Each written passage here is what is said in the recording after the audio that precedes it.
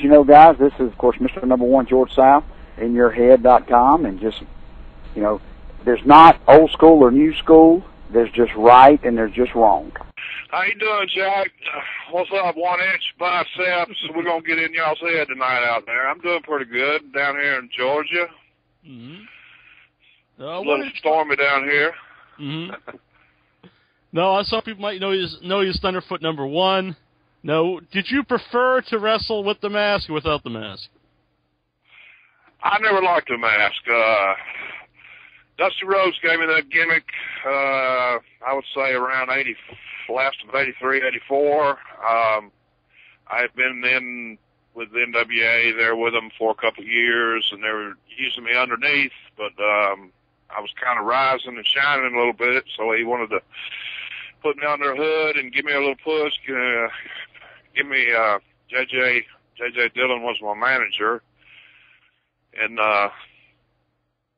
basically they just you know, put me over a couple dozen times on TV to end up putting guys over in you know, in main events, mm-hmm. In the house shows and things. But you weren't a big fan of the mask. Well, you know, I mean, it was all right. I mean, you know, I mean, I just preferred not to wear the mask. Yeah. But you know, I mean, I think I was Thunderfoot maybe 2 years. Mm-hmm. And what were your thoughts on? What were your thoughts on Dusty Rhodes? What was that again? What are your thoughts on Dusty Rhodes? You said he gave you that gimmick stuff. Did you like him as a person? Was he good to work for? Oh, yes, yeah. I didn't have no problem with Dusty. He was, you know, Dusty was a good guy. You know, he at the time in Charlotte, up there was just so much talent and so many things going on. You know, I made money with Dusty. He treated me well for me not to be connected in the, you know, in the clique, as you want to say. He kind of moved me into it somewhat, and kept me booked, kept me a living for several years. And I worked for him a little bit in Florida after he came down and took the book away from Torrey Funk down in the Florida territory. Mm-hmm. You mentioned, you know, he put you with J.J. Dillon. We've had J.J. on a lot of times. What are your thoughts on J.J.? J.J. was cool.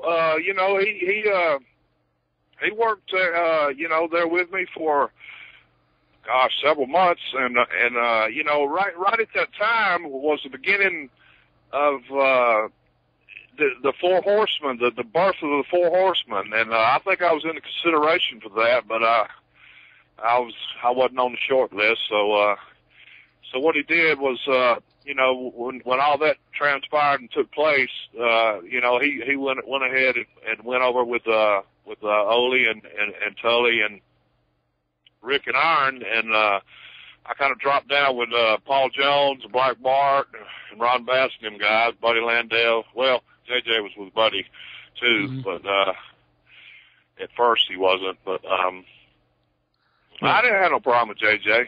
Yeah, Buddy's quite a character. We've had him on the show a few times, and he's always a lot of fun. What was Buddy like back at those days? Oh, Buddy was young and wild, and they brought him in. I think he was still wet behind the ear. Well, 21, 22 years old, and give him that big push. And you know, Buddy's a character, man. He loved it. I think he handled it pretty well. You know, he went off, you know, off the road there a few times with his partying, and you know, but who didn't? Right. And you know, he was making, he was working on top, working with Flair and, you know, and everybody else, and that was on top at that time. And Buddy drew a little money, and they kept him in there for as long as they could before he got completely out of hand. And I think they kind of phased him out after that. But but Buddy was a good dude, man. He worked hard, and he got over, and he drew money in the Mid-Atlantic territory back in them days. Did you ever travel with him? Do you have any like road stories with Buddy? Well, Yeah, we used to travel, everywhere. Back before we started flying, we drove everywhere. We might, 3,500, 4,000 miles a week we'd drive, and, we'd go all up into to Virginia, West Virginia, all the Carolinas, Georgia, Tennessee, everywhere, buddy. But Buddy was just a lot of fun, man. He was quick-witted, and Buddy loved to play around with the girls. Of course, I did too, and we just had a ball, man. We work hard at night, and after, we partied in daylight, and it was just it was a fun time. It was I was, 84, 5. I was probably 25, 6, 7, somewhere around in there. So, I didn't have any attachments, and so I was right there with him. We lived together for a little while. Mm-hmm. I lived with lived with Humperdink, and Tully Blanchard, Bob Orton. We all had a big apartment together, and we. I bet there was some fun times there with all those guys. Oh, yeah, man. It was, to me being, I had worked other territories before I came to Charlotte. Charlotte was really the first big territory, although I had worked, before that. Georgia Championship and Florida, which were both great territories. I had worked for Wahoo McDaniels out in San Antonio, who was, Joe Blanchard was a promoter, and Wahoo was a booker. And I worked for Leroy McGuirk up there in Oklahoma, did a little work for Watts in Mid-South, and also had been to Puerto Rico for a little while before I ended up in Charlotte. So all those were my learning years. And, when I first went into Charlotte, there was kind of a booking committee, before Dusty finally took it on his own. And, they basically used me in the middle and underneath. But like I said, the amount of veteran talent that was in there at that time, I was just happy to be there, to be able to learn, and to keep a job. Mm-hmm. They liked me, they used me, and I stayed there. I think I stayed there like 6 years. Mm-hmm. You mentioned Sir Oliver Humperdink, who passed away just recently. Are there any memories that stick out with Humperdink? Hump was just a sweetheart, man. He was a great guy. When I lived with him there in the apartment, I hadn't been in the territory long, and he said, I was looking for a place to stay. He said, Joel, come on, man, you can stay over here with us. And, I was sleeping on the couch at the time.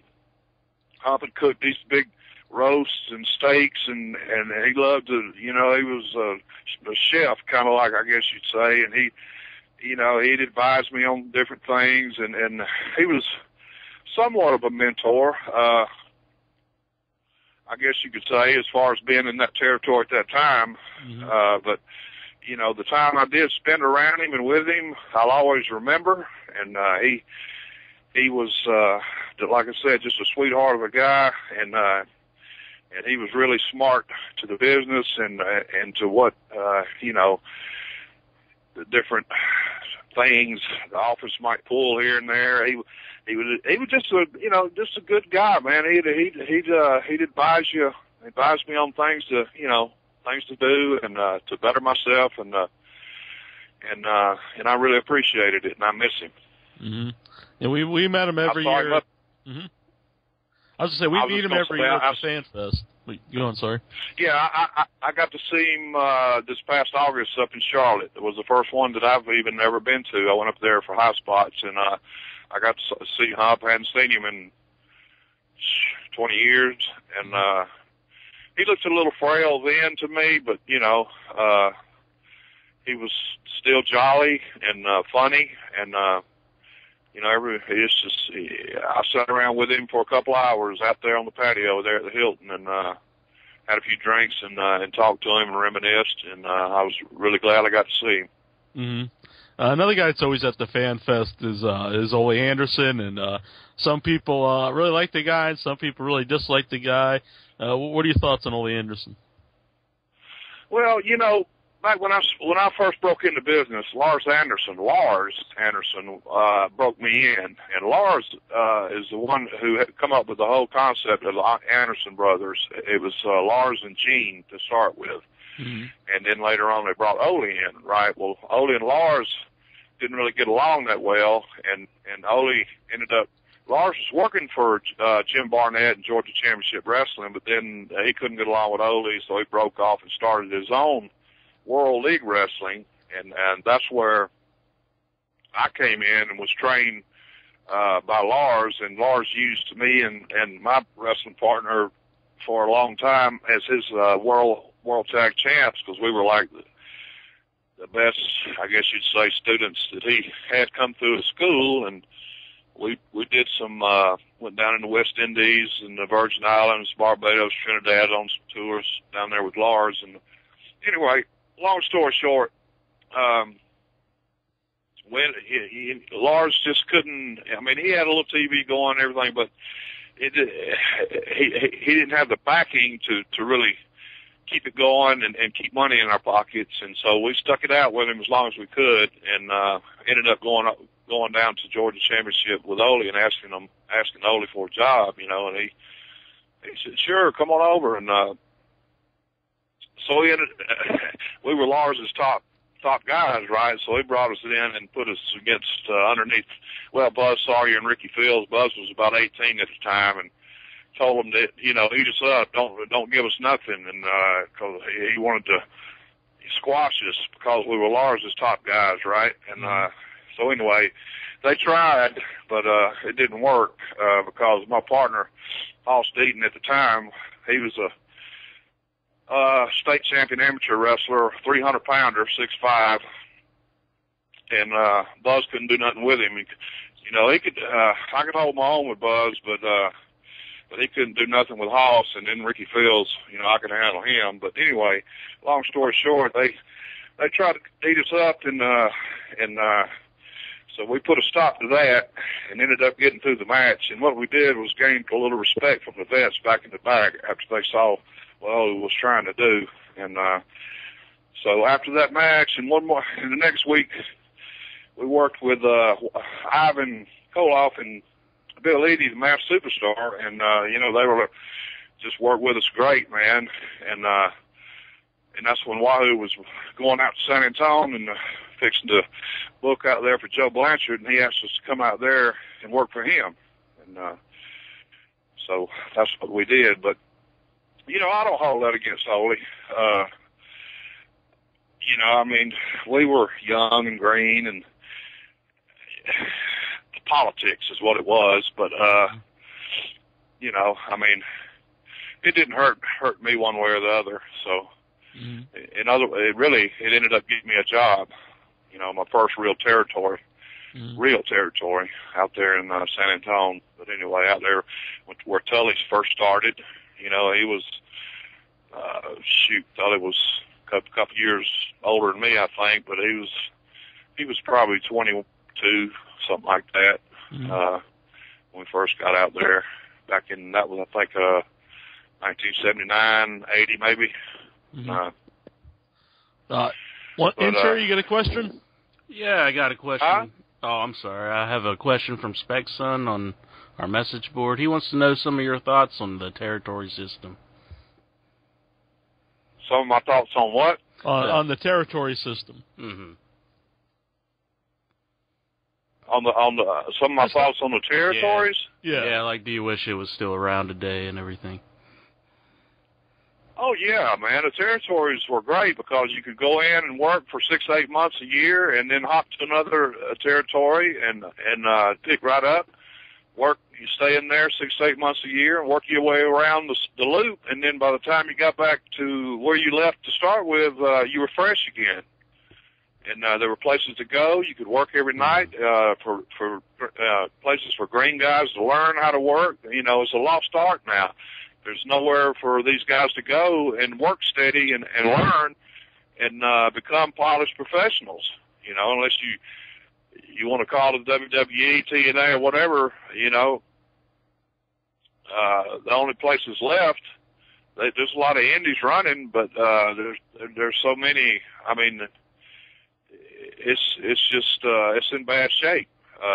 The guys and the talent they have working in a lot of these indie shows nowadays. Mm-hmm. I got an email here from Dr. Mike from Gong Magazine. He says hello, and he wanted me to bring up about you and Billy Black always eating at Denny's in Japan, in Tokyo. Always eating at Denny's? Yeah. Yeah, we, you know, I did close, probably 30, 40 tours over there, and, you know, there was some of the food that I liked, but I never really got used to it. Uh-huh. Mm-hmm. And so, yeah, every time we saw Denny's, we hit it. You know, there was McDonald's, Kentucky Fried Chicken, and places like that in some of the towns. But when you got outside of the big towns and some of the smaller villages, I mean, it was strictly Japanese food, and you know, you had to stock up with, you know, unless you just wanted to eat what was there. You know, sometimes I eat stuff I don't even know what it was. You know, I remember sitting in a bar with Tenryu, Genrico Tenryu one night, and we were, you know, I was about half drunk, and we were just eating, and I'd ask him, I said, Tenryu, what is this I'm fixing to put in my mouth, you know? And he'd say, don't worry, just eat, good for you. You know, I'm like, well, okay, man, all right, you know.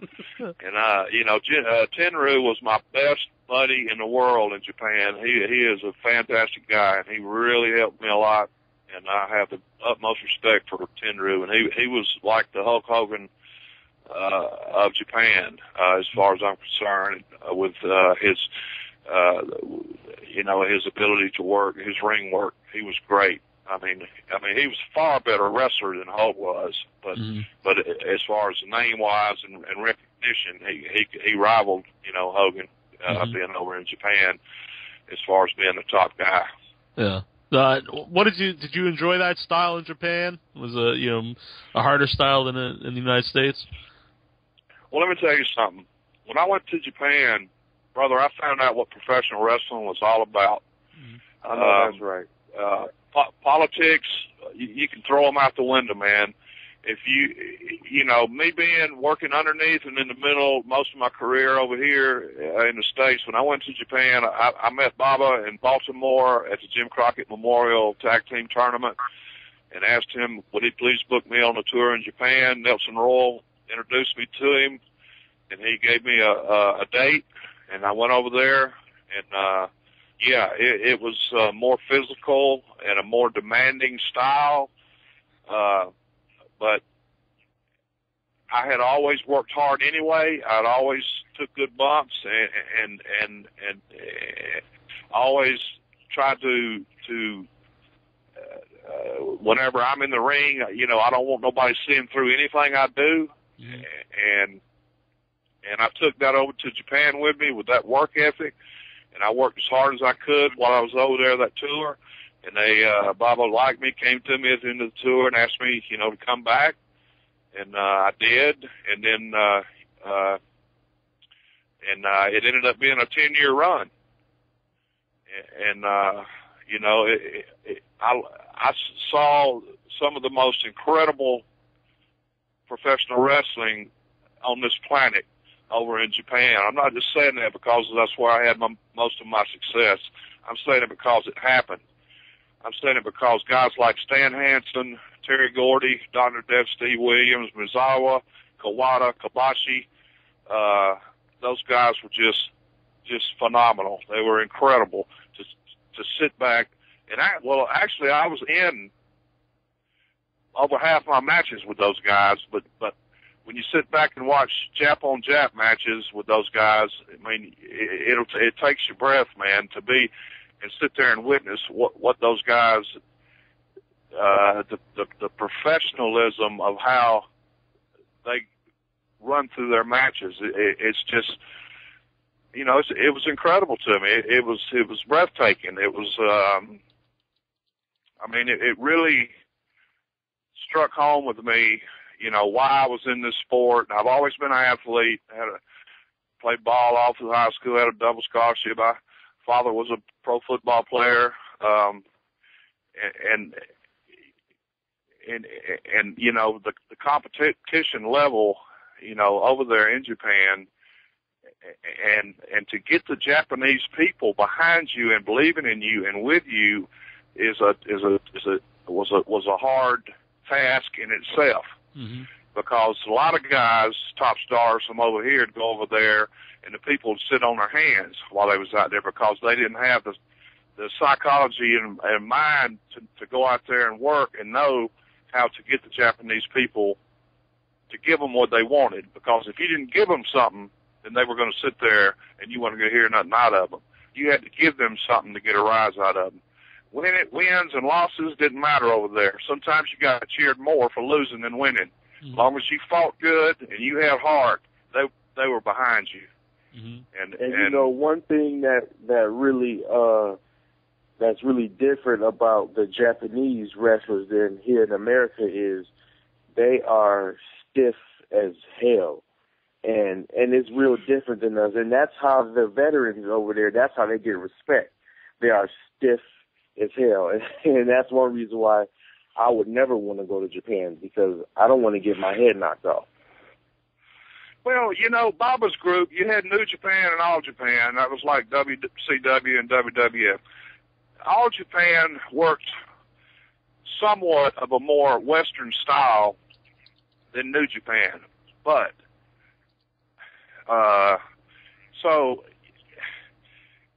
to work with All Japan, which in my opinion, not just because I work for them, but I saw a lot of New Japan while I was over there, and Baba was a handshake type guy. What he told you, you could believe, you could bank on, you could bet your life on it.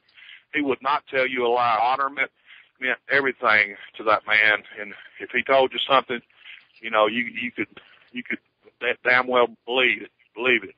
And yeah, it was a little stiff, and you had to, me coming over there greens in Japan, I had to watch the kicks and the chops and I took a whole lot of potatoes, but I got back up and kept coming, kept bringing it, and earned my respect that way. And I never was a big muscle man or a strong man or a badass or nothing, but I did work hard, and my value was I could go out there and the first match or work the main event. And they knew they were going to get something out of it because I could adapt my style to just about any style, whether it was Andre or a midget. By the way, that was caller Mark here called in. When he called in, just wait for us to call on you. Did you have another question, Mark? Well, not exactly. I wanted to also hear you guys' input on Monday Night Raw a couple days ago. We'll talk about that later. Okay. We're not talking to Raw with Joel Deaton here, but thanks for calling in, Mark. Yeah. Actually, do you keep up with the current product? I do, somewhat. It's not an every week thing. It might be a once a month thing. I watch a little bit of it. What can you say? The guys are making a lot of money. They're drawing. It's just, and so, I don't hate on them for it. And I'm glad that they're making livings and living a good life and everything. It just wasn't. Of course, we drew good houses and sellouts, and we made money back in our day. But I mean, it's different now than it was then. It is very different now than it was then. And you have some good workers with WE. You have a few good workers with TNA, but you also have a lot of bullshit with both of them. Yeah. And guys that are out there that shouldn't be out there. And so what can you say to that? Whoever's behind the scenes calling the shots, sometimes they come across pretty good. Other times, in my opinion, they need to move on with whoever's calling the shots and the angles and the things they're doing, because some of it's ridiculous. And you know, I mean, like I said, I'm not down in them. I'm glad God they're up there. There is some good talent up there. There is some hard-working guys up there, but I'm old school, and they get away from that a lot. You can't do 100,000 things in the ring and hop up from them all, and then you know, do some kind of silly finish where, you know, the finish should have been done 10 minutes ago. You know, with some of those crazy moves that they do nowadays, and it just takes away from the business in my opinion, because I mean, you know, none of us are Superman, and so you know, you need to learn the art of selling. And you need to you know, make a finish and not a false finish, and not something somebody opts up from. And you know, I mean, I could go on and on about that, but you know, that's just the way it is now. And of course, I still work it a little bit every now and then. I'm, of course, way out of my prime, but I can still get in there and mix it up a little bit. And you were completely out of wrestling for a little while, right? Well, yeah, not a long period of time, but I took a couple of years off just to kind of heal up. And yeah, did you just like miss being part of it? Yeah, I always miss it. You know, I guess my last tour in Japan was like '97. I think I went over there for Tenryu and his group the last time. And so, you know, I haven't really, well, you know, I've worked a lot of indie shows since then. Never a full-fledged, you know, territory per se, but I still get calls from guys all over the place, you know, wanting me to work. And I don't know, you know, I had my run. You know, I wrestled nonstop from 77 when I broke in till 97.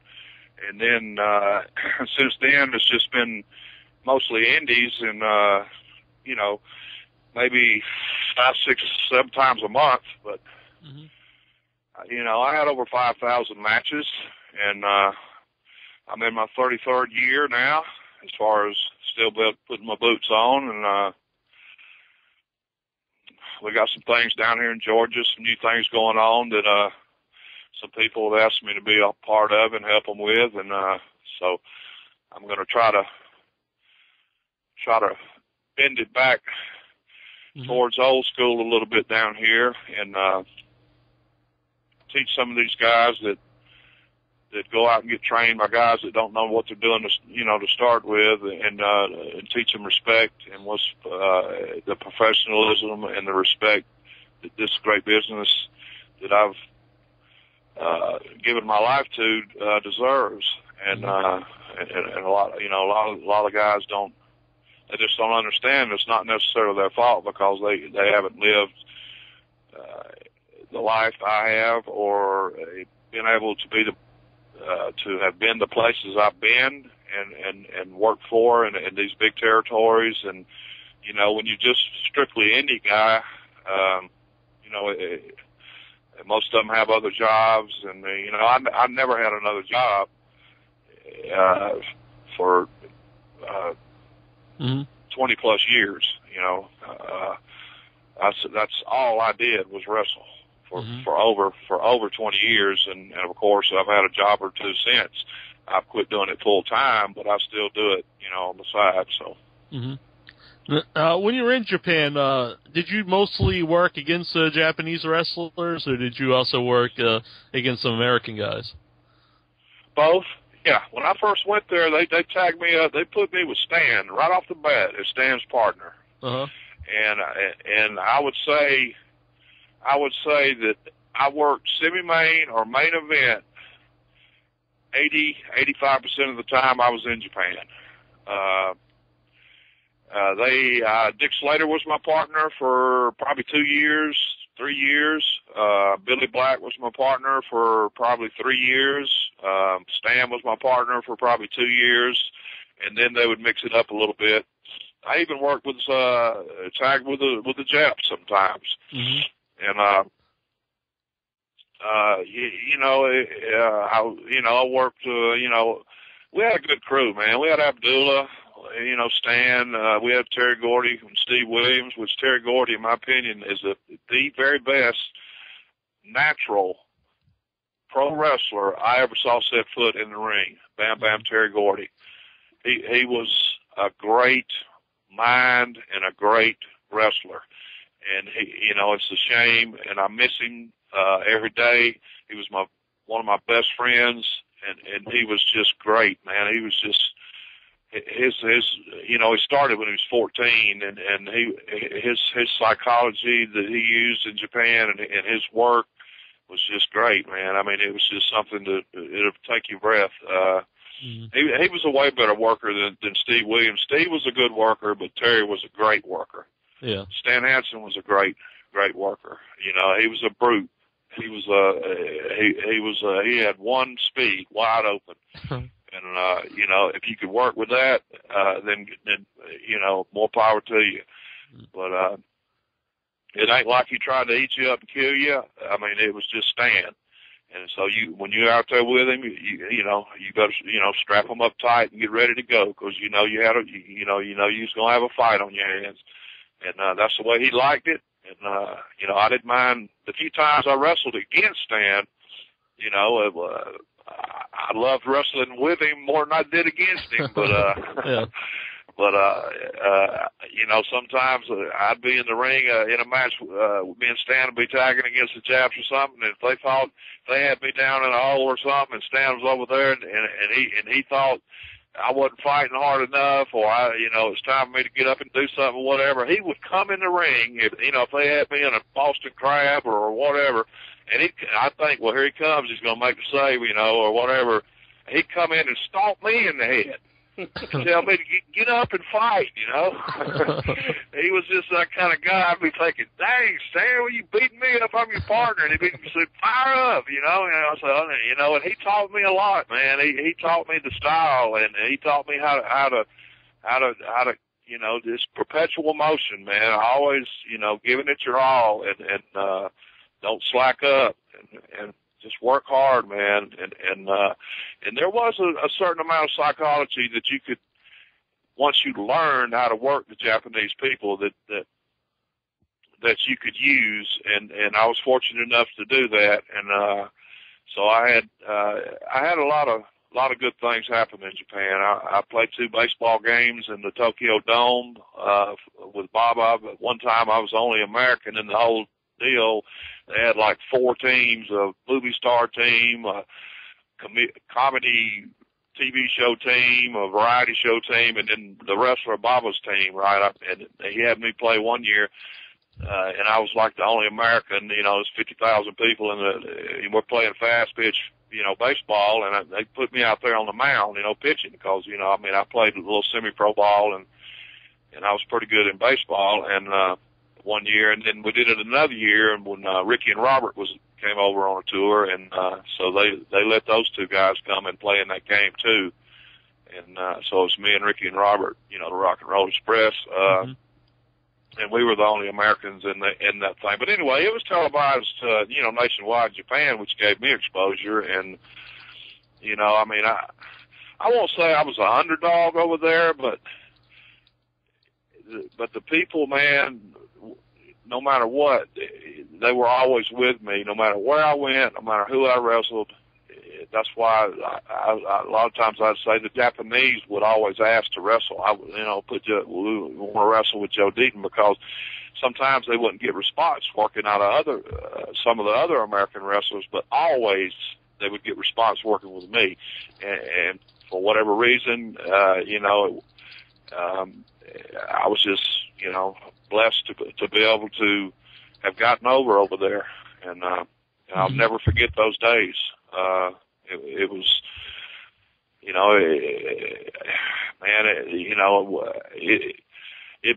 I stayed beat up. I stayed, sore, but when it come bell time, I was ready to go, no matter what. I'd go over there for 4 weeks and come home for 4 weeks, go back for 4 weeks and come home for 4 weeks, like that. And, but that was my job. Mm-hmm. So that's the way that's what I went with. Yeah. Intro, do you have a question? I have a question from the message board.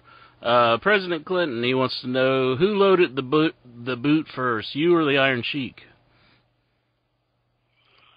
Well, you know what? I don't know.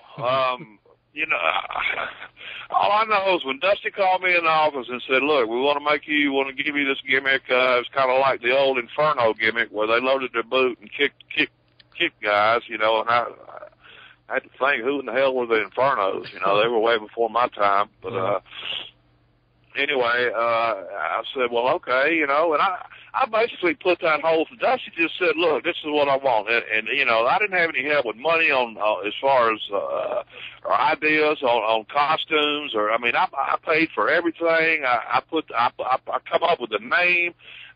I did it all, and I didn't get help that I should have got to help the gimmick.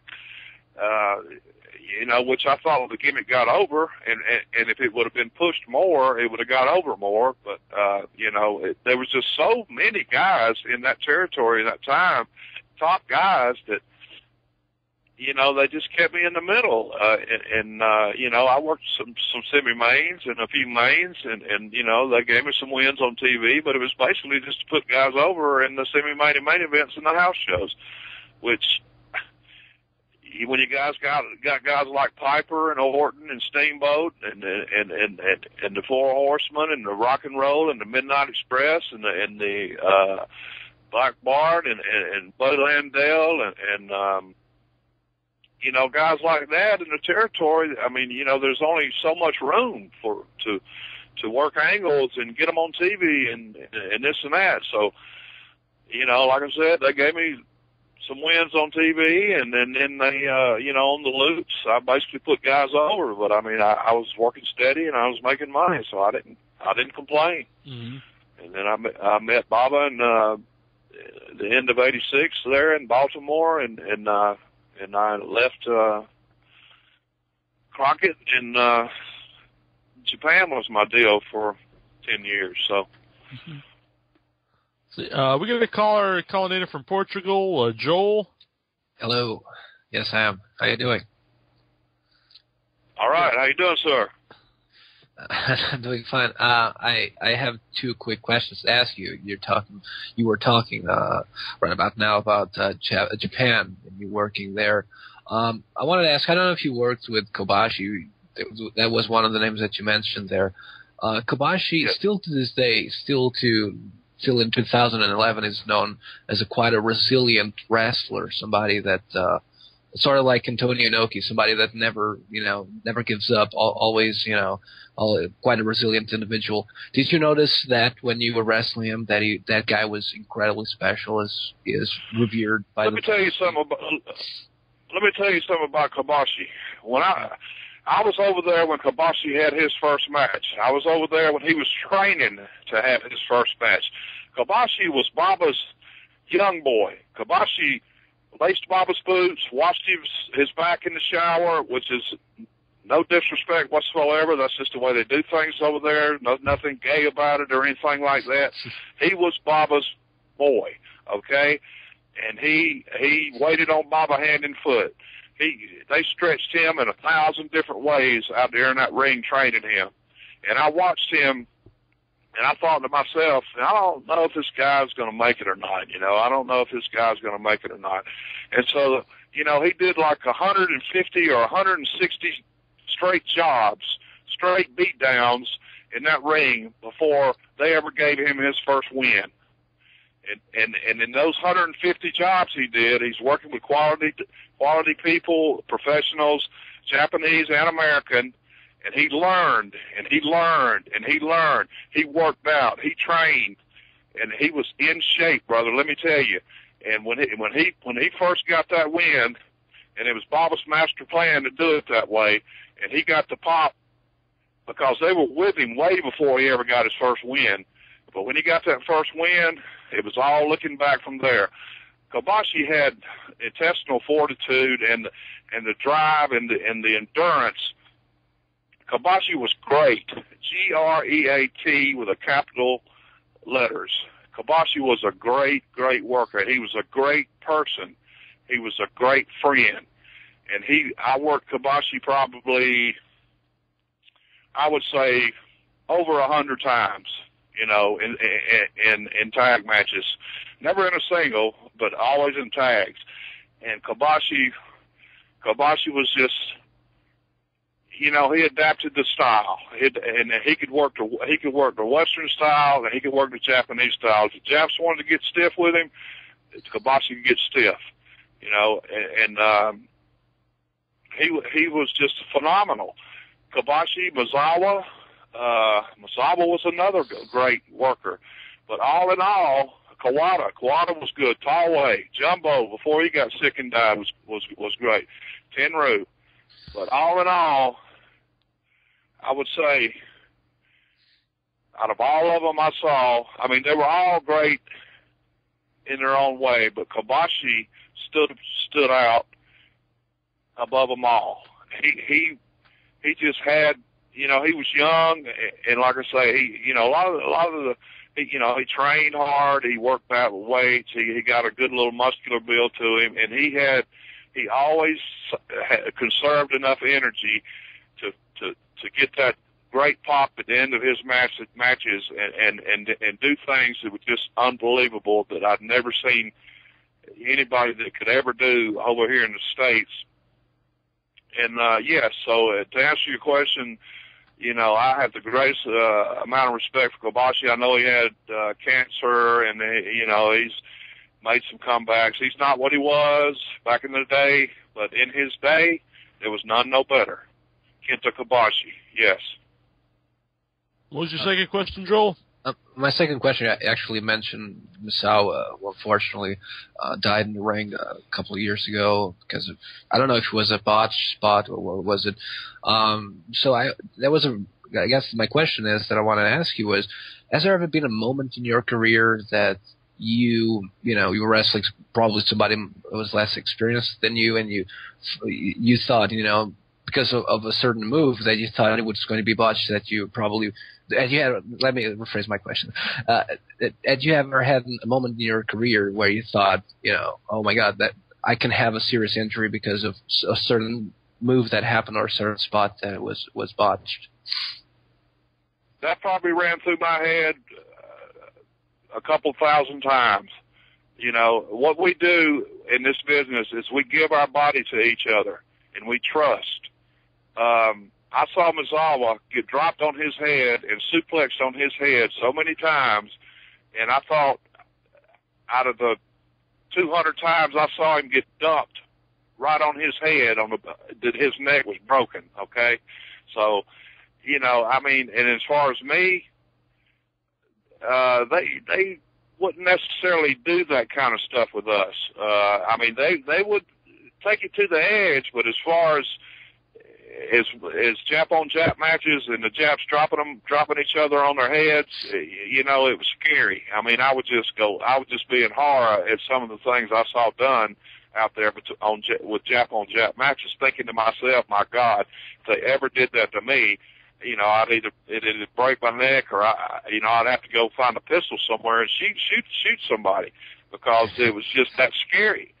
And you know, all I can say is, you know, Misawa was a great worker too. He had a great mind. He was a good guy, and every time I worked with him, he worked great. You know, he never tried to, you know, I mean, he was just a great guy and a great worker. He was a businessman. But to answer your question, yes, I was scared many times in the ring about injury. And I was scared sitting back watching other matches for other guys, the things that I saw go over there for injury, for their well-being and some of the things I saw those guys get up from. It was just awesome and incredible. And I guess that just over time, Misawa being dropped on his head so many times, and then there in the ring that last time, I guess some guy gave him I guess it was a German suplex or a belly to back or something, and his neck and head just took all it could take. No, it was a power bomb, if I'm not mistaken. Was it a power bomb? He went for a Hurricane and he countered, and Kawada countered it with a power bomb, and he just was like a mixture between a power bomb and a pile driver. Where I saw that video and the crowd just went crazy. That was scary. Yeah. Yeah. Well, you think that was scary? I mean, I'm sure. I think I might have saw some of that on YouTube, that match and the whole deal. And, the people thought, well, it was a work at first and that, it really wasn't hurt and all this stuff. But man, let me tell you, I saw a whole lot more scarier things than that particular move that killed Misawa. And like I said, the only thing I can say is that Misawa took punishment for so many years, and that particular night, whatever went wrong, however he hit, the cause what it caused, it had to be an accumulation of the many years of punishment and abuse that he took, as far as taking those incredible belly to back and German suplexes that those guys would do to each other over the years. I was actually thinking, I got it wrong. The move that he did fall quite awkwardly was a side suplex, actually. I was thinking about a move that he took in '99 that was quite scary, that is on YouTube, of him, getting a powerbomb mixed with a pile driver from Kawada. But that move was from a Japanese wrestler called Sato, if I'm not mistaken. It was a side. Yeah, go back and watch some of the. Go watch some of the Steve Williams matches with Misawa and Kawada, and watch how Steve dropped them on their heads. But that's what they told him to do. They told him to do it. You know what I'm saying?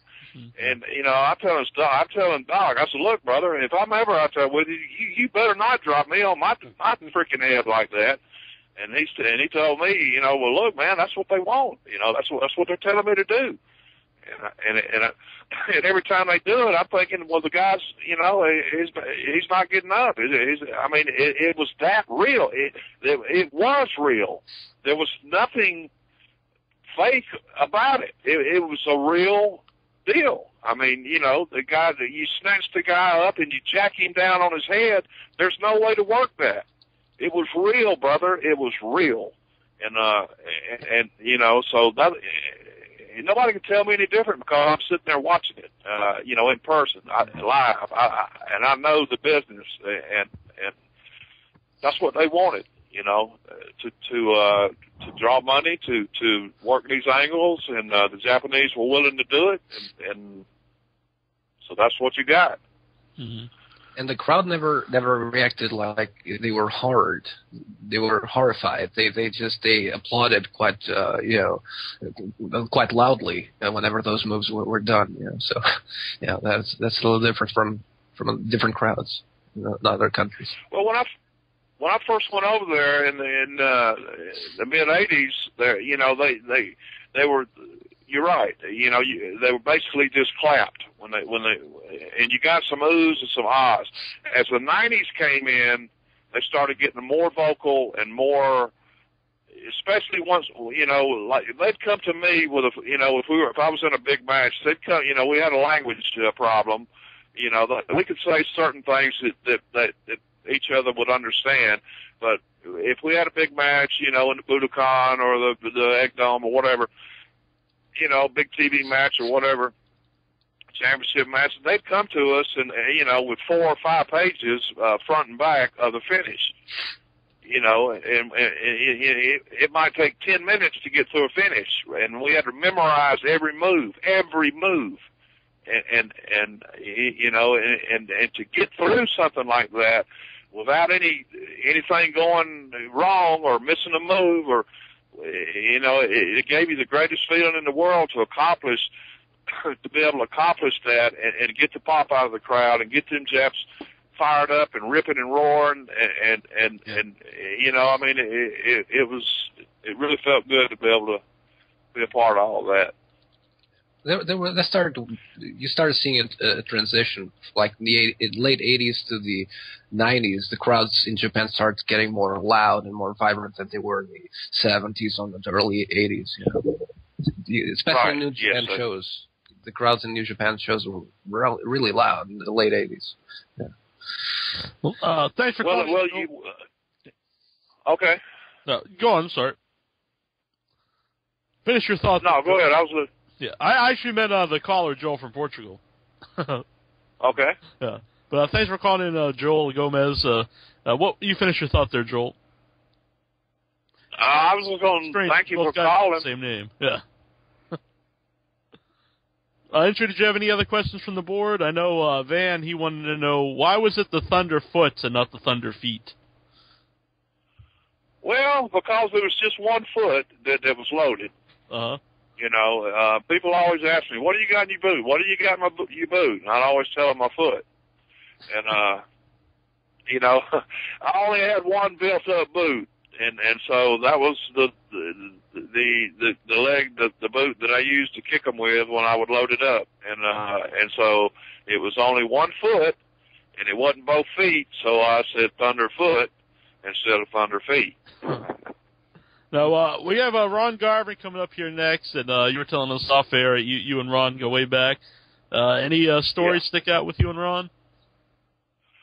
Just that he's a tough son of a gun, and the few times that I did wrestle Ron, I think there's some matches on YouTube of me and Ron back in the early 80s, and I'll say this, Ron and Ric Flair and Ron and Steamboat and guys that Ron was a hard worker. He wasn't a real big dude, but let me tell you what, he reminded me of a Chris Benoit, the way, with his aggressiveness and his he'd fight you toe to toe to the end. And brother, and I've seen him and his chest bleed and Ric Flair's chest bleed when they went to chopping each other, and Ronnie was a solid worker.